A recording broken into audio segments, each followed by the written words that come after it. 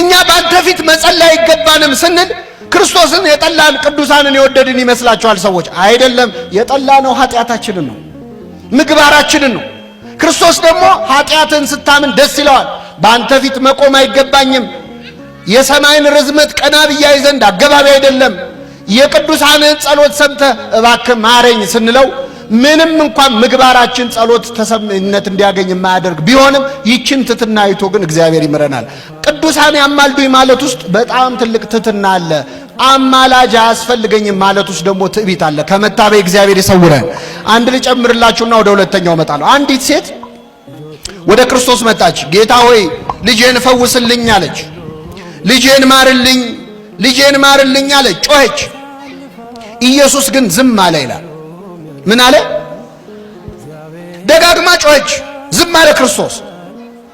መጨረሻ በጣም ጮኸቷ ሲበዛ ደቀ መዛሙርቱ መረራቸው። ሐዋርያቱ ጌታ ሆይ ከኋላችን ትጮኻለችና አሰናብታት አሉት ይላል። ምን በላት? ይህን ጊዜ ክርስቶስ ዞር ብሎ አናገራት፣ ልጇን ፈወሰላት ይላል። ክርስቶስ ይቺ ሴት ደጋግማ ስትጮህ ለምን ዝም አለ? ለምን አሁን መለሰ? አንደኛ እግዚአብሔር አንዳንዴ በጠየቅነው ጊዜ ላይመልስ ይችላል። ከሰው መልስ ይልቅ የማን ዝምታ ይሻላል? ድሮ ትዝ ይላችኋል፣ ተማሪ እያለን ትምህርት ቤት ምርጫ ስትፈተኑ መልስ የለም የሚል መልሳችሁ አታውቁ? ምን የለም መልስ የለም ራሱ ምንድን ነው? መልስ ነው። አንዳንዴ እግዚአብሔር መልስ ላይሰጥ ይችላል፣ ጊዜው ስላልሆነ ሊሆን ይችላል። ሁለተኛ ግን ዝም ያለው ይቺ ሴት ደጋግማ ጮኸች።